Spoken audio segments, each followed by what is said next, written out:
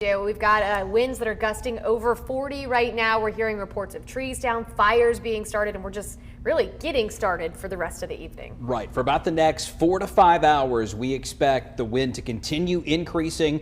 And this is why we've been calling this an impact day for several days now. We are definitely getting a brief period of heavy rain, probably 1/2 to 1 inch on average. Winds are already in this range, so yeah, that's a guarantee.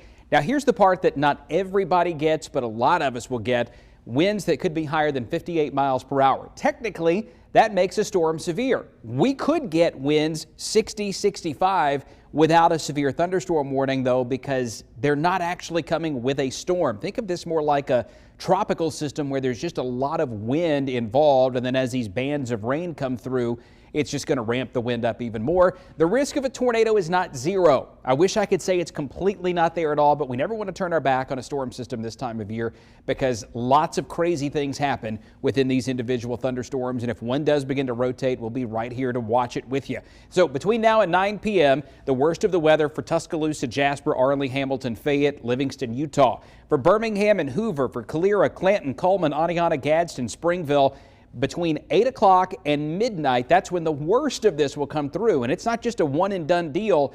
It's a huge band of rain and wind that will set up shop for a good 3 to 4 hours of 45 to 55 mile per hour wind gusts. Same around Ashland and Anniston, Piedmont, Center through Cherokee County, up into DeKalb County. After 10 o'clock, that's when the worst of the weather will start to move through that area, and the rest of the night after that, things will start to quiet down some. Still a lot of lightning within this band of storms as it's moving into northwest Alabama. The wind gusting here close to 50 miles per hour based on some of the reports that we're seeing. The lightning, not all that impressive, but it's still there. A lot of thunder rumbling around Double Springs and Carbon Hill, Haleyville and Hamilton. You get into Greene County and Tuscaloosa County, these storms are getting heavier. The more potential for severe weather, though, would be primarily down to the south and west, where you've got that bigger batch of storms over Mississippi. So where the instability is highest, these storms are likely to be a bit stronger south of Tuscaloosa and Birmingham. But by 8 p.m., we've got this wrapped up line of thunderstorms here, a very potent line where the wind that's blowing above our heads right now that you can hear, especially on the mountaintops, has a chance to get down close to the ground. So that's where your 50 to maybe 60 plus mile per hour gusts will come in. By 11 o'clock, that's moving out of here. And then tomorrow, Taylor, also an impact day for that wind. We are going to keep those gusts up to 40 miles per hour at times through the day tomorrow. So Jason just told you about the impact weather for this evening. Now let's talk more about tomorrow. Winds gusting up to 40, lasting all the way into tomorrow afternoon. That wind advisory runs through 3 p.m. Here's a look to the west of all of the thunderstorm wind damage reports. Now these are within storms or outside of storms, and I wanted to show you what's going on across Alabama right now. We've already got some damage reports, non-thunderstorm wind damage. In addition to that, we're seeing some wildfires that are sparking from either lightning or power lines coming down.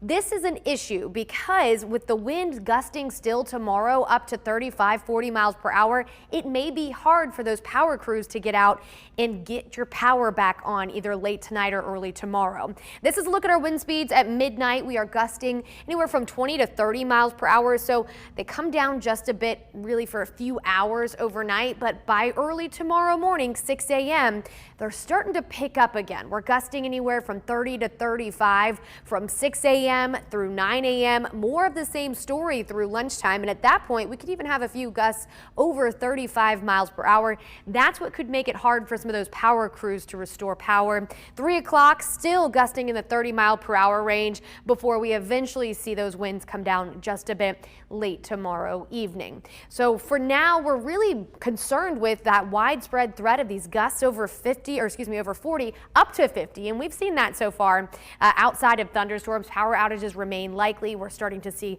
a few fires as well.